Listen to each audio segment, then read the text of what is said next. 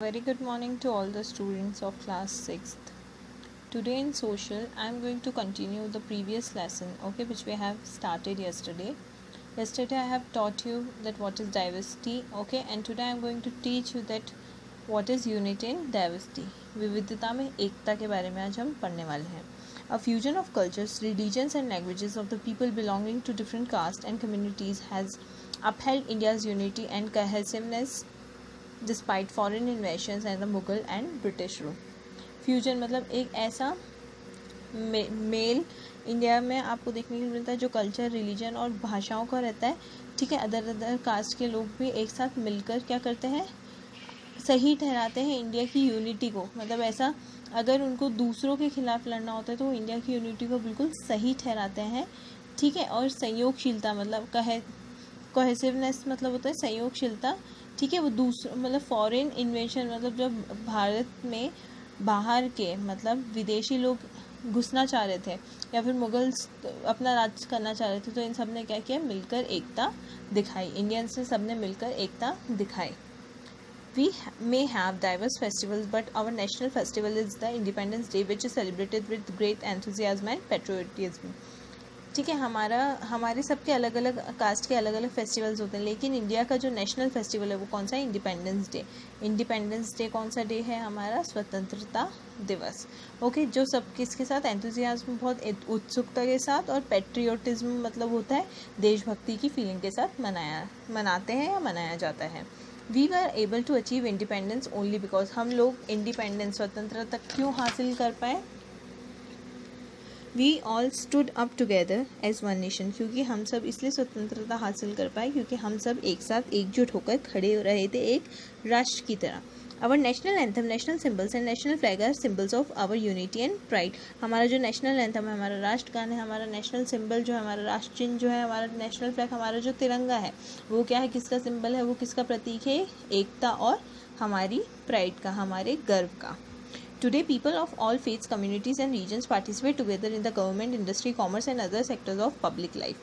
आजकल हर कम्युनिटी का लोग आपको हर जगह दिखते हैं. ऐसा नहीं है कि टीचर्स में आपको सेम कास्ट के लोग, हर जगह पे हमें अलग अलग तरह के लोग मिलते हैं, चाहे वो गवर्नमेंट हो, चाहे इंडस्ट्री हो, चाहे वो हम कॉमर्स सेक्टर मतलब चाहे हम इकोनॉमी सेक्टर में देख लें, तो हमें हर कास्ट के लोग मिलते हैं. ठीक है, so this is there has been a continuous unity even in the greatest diversity. इसलिए हमारे अलग अलग विविधताओं के टाइम पर भी हमारे पूरे देश ने, हमारे देश के अलग अलग जाति के लोगों ने, अलग अलग धर्म के लोगों ने एकता दिखाई है. The next topic is globalisation. Globalisation मतलब होता है वैश्वीकरण. ठीक है, जिसमें पूरे विश्व में हम हमारा व्यापार का विस्तार कर सकते हैं, विकास कर सकते हैं. Globalisation describes the process by which national and regional economic societies and cultures have become integrated through the global network of trade, communication, immigration and transportation. Globalisation एक ऐसी प्रोसेस होती है जिसमें हमारा नेशनल, राष्ट्र और रीजनल जो हमारा रीजन है, हमारा जो क्षेत्र है, उसको हम इकोनॉमिक, सोसाइटी और कल्चर के रूप में भी बहुत ज़्यादा फैला सकते हैं. ग्लोबल नेटवर्क मतलब विश्व रूप में हम उसे बढ़ा सकते हैं. ठीक है, चाहे वो ट्रेड हो, व्यापार हो, कम्युनिकेशन बातचीत हो, इमिग्रेशन या फिर ट्रांसपोर्टेशन हो. ठीक है, international trade and communication has expanded and advance like never before which has improved the economies of many countries. International trade मतलब अंतर्राष्ट्रीय व्यापार बढ़ा है. क्यों बढ़ा है, क्योंकि पहले ऐसा नहीं हुआ था, लेकिन फिर उसके बढ़ने के बाद क्या हुआ है, बहुत सारी कंट्री की इकोनॉमी मतलब आर्थिक स्थिति भी बदली है और अर्थशास्त्र में भी बहुत ज़्यादा प्रभाव पड़ा है. अब हम हमारे कुछ दो जगहों के नाम के बारे में पढ़ेंगे. First one is Kerala. Kerala is a narrow strip of land situated on the south western coast of India. Kerala क्या है, केरला एक स्टेट है हमारे इंडिया में जो कहाँ सिचुएटेड है, साउथ वेस्टर्न. साउथ और वेस्टर्न की साइड कोस्ट मतलब समुद्र के किनारे स्थित है इंडिया में. It is divided into 3 geographical regions. वो 3 जोग्राफिकल रीजन्स में डिवाइडेड है. First one highlands which slope down from the western Ghats on to the midlands. Highlands मतलब जो ऐसे कुछ पहाड़ी इलाके हैं जो मतलब घाटियों के ऊपर बने हुए हैं, जो कहाँ पे, मिडलैंड्स में मतलब बीच वाली ज़मीन पर आके रुकते हैं. Undertake hills and valleys into a broken coast line. और वो भी मिडलैंड्स मतलब कुछ ऐसे छोटे छोटे जो पहाड़ होते हैं उस पर, उसके बाद क्या है, कोस्ट लाइन जो बिल्कुल समतल ज़मीन पर आए हुए हैं. ठीक है, nearly half of Kerala's population is engaged in agriculture. Kerala के आधे पॉपुलेशन किस पे फोकस करती है, किस पे काम करता है, उनका मेन क्या है, ऑक्यूपेशन एग्रीकल्चर है, खेती है।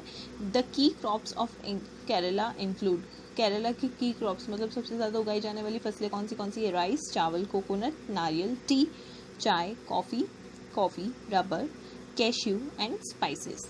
कैश्यू मतलब क्या होता है, काजू, और स्पाइसेस मसाले। ओके। द बैक वाटर्स, अब बैक वाटर्स क्या होती हैं, वहाँ पे जो वो हैं लेक्स हैं, उनको एक साथ करके शायद कितनी 44 रिवर्स का एक कुछ बनाया हुआ है, ठीक है, क्या बनाया है, एक कैनाल काइंड ऑफ बनाई हुई है, ठीक है। उसको back waters are unique feature of the state, back water वहाँ का एक यूनिक फीचर है। Kerala has 44 rivers which are being harnessed for power generation and irrigation. Kerala की जो 44 रिवर्स है वो किस लिए काम कर रही हैं, एक तो पावर जनरेशन मतलब बिजली बनाने के लिए, दूसरा इरिगेशन, वहाँ पे खेती के लिए पानी जो ले जाया जाता है उसके लिए काम कर रही है। The state boots of one of India's highest literacy rates, वहाँ पे क्या है, इंडिया की सबसे ज़्यादा लिटरेसी मतलब एजुकेशन रेट में अगर कोई स्टेट है तो वो केरला है हमारे यहाँ पे, मतलब ज़्यादा लिटरेट लोग वहाँ होते हैं। हाईएस्ट लाइफ एक्सपेक्टेंसी मतलब जीवित रहने की भी लाइफ एक्सपेक्टेंसी जो होती है वो भी वहाँ की ज़्यादा है, और लोएस्ट चाइल्ड मॉर्टेलिटी रेट, बच्चों के मरने की मतलब जो रेट है वो भी वहाँ पे बहुत कम होती है, सबसे कम वही है। The main food items are, सबसे ज़्यादा मेन फूड आइटम क्या है वहाँ के, राइस, वहाँ के लोग ज़्यादा से ज़्यादा राइस खाते हैं, कोकोनट खाते हैं, वेजिटेबल्स अपार्ट फ्रॉम फिश, ठीक है।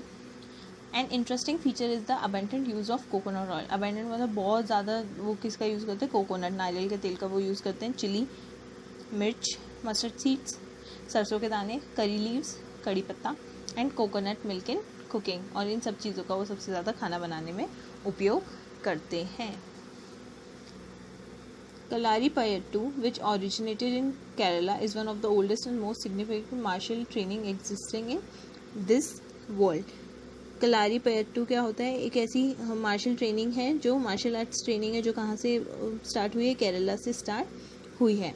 Onam is the biggest festival which last for 10 days, Onam वहाँ का बिगेस्ट फेस्टिवल, सबसे बड़ा त्यौहार है जो कितने दिन तक होता है, 10 दिन तक होता है, ठीक है। इंट्रिकेटली डेकोरेटेड पोकलम ओनम सद्या, snake boat race and Kaikottikali, okay, dance are some of the most remarkable features of Onam. Onam में वहाँ पे पोकलम होता है, ओनम सैदा होता है, स्नेक बोट रेस होती है, एंड कायकोटिकली डांस फॉर्म होता है जो ओनम के दिन वो लोग सेलिब्रेट करते हैं। इस तरीके से वो लोग ओनम को एंजॉय करते हैं। Okay, so the next one is Ladakh. Ladakh lies in northern India and is a part of Jammu and Kashmir. It is divided into Kargil and Leh districts and is renowned for its remote yet beautiful landscape and culture. Ladakh जो है वो कहाँ पर आता है, India के north में आता है, और वो किसका पार्ट है, जम्मू एंड कश्मीर का एक पार्ट है, जिसको दो भागों में डिवाइड कर दिया गया है, एक कारगिल और दूसरा लेह, ठीक है। और वो किस लिए जाना जाता है सबसे ज़्यादा, उसका ब्यूटीफुल लाइफ, वो बहुत ब्यूटीफुल प्लेस है लद्दाख, ओके, इसलिए उसको जाना जाता है, उसका culture, okay. Ladakh is a high altitude desert, Ladakh क्या है, हाई एल्टीट्यूड मतलब ऊपरी मतलब जो नॉर्मल लैटीट्यूड एल्टीट्यूड जो हमने पढ़े हैं, तो ठीक है, वो एल्टीट्यूड मतलब वो पहाड़ों के इलाकों का एक डेजर्ट है। And the main source of water here is the winter snowfall on the mountains that forms the glacier, और वहाँ पे वाटर का क्या सोर्स है, जो विंटर में जो स्नोफॉल होती है, जो माउंटेन्स पे क्या बना देती है, ग्लेशियर्स बना देती है, बर्फीला इलाका होता है वो, ठीक है। Ladakh experiences severe cold and heavy snowfall in the winters, Ladakh में बहुत ज़्यादा ठंड के वक्त क्या होता है, बहुत ज़्यादा ठंडी होती है और वहाँ पे स्नोफॉल भी बहुत ज़्यादा होता है। वाइल समर्स आर शॉर्ट, बल्कि हालांकि गर्मियाँ जो होती है वो छोटी होती है, and the weather is dry and pleasant, और जो वेदर रहता है वो क्या रहता है, सूखा और सुहावना रहता है, ठीक है, अच्छा लगता है वहाँ पे समर में। The most prominent Ladakhi food include, prominent means the most famous, तो लद्दाख का कौन सा फूड फेमस है, थुक्पा, ठीक है। थुक्पा क्या होता है, नूडल सूप एंड तसम्पा, ठीक है, ये दो चीज़ें हैं, thukpa and tsampa, known in Ladakhis as ngampe, ठीक है, नगम्पे मतलब रोस्टेड बार्ले फ्लोर, ओके, ज्वार के आटे से बने गए ये कुछ फूड्स होते हैं जो वहाँ पे बहुत ज़्यादा फेमस है। Lamas robed in colourful garments and wearing often strikingly frightening masks perform mimes representing various aspects of the religion, वहाँ के जो लोग हैं, वहाँ की एक धर्म जाति है, मतलब वहाँ की, उनका नाम है लामा, तो वो क्या करते हैं, अच्छे कलरफुल गारमेंट्स पहनते हैं, मास्क पहनते हैं, और वहाँ पे कुछ मिमिक्रीज परफॉर्म करते हैं और वहाँ के उनके रिलीजन की कुछ चीज़ें वो दिखाते हैं. The biggest and most famous of the monastic festivals is Hemis चेशमू. ठीक है, वहाँ का एक जो फेमस फेस्टिवल है वो क्या है, हेमिस चेशू. ठीक है, Tsechu. Archery is a popular sport of Ladakh and is a part of its culture. Archery धनुषबाण चलाने वाला जो होता है, ठीक है, तीर कमान वाले को, वहाँ पे एक फेमस स्पोर्ट है लद्दाख का वो, और उसके कल्चर का एक पार्ट है.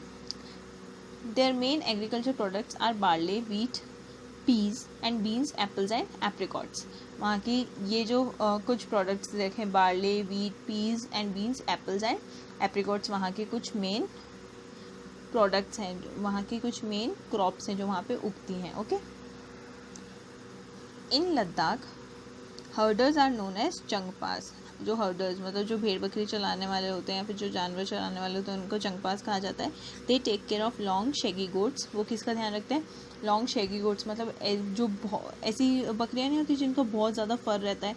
Yak and sheep take from whose under fleece the famous Kashmiri pashmina shawls are made. और वो उनसे क्या लेते हैं, वो वूल रहते हैं जिससे पश्मीना शॉल्स, आपने नाम सुना होगा, वो बनाई जाती है ना, तो वो उनके वूल से, उनके फर से बनाई जाती है. Okay, so this is the diversity of India and in this lesson we have read about the diversity of India. India is a diverse country.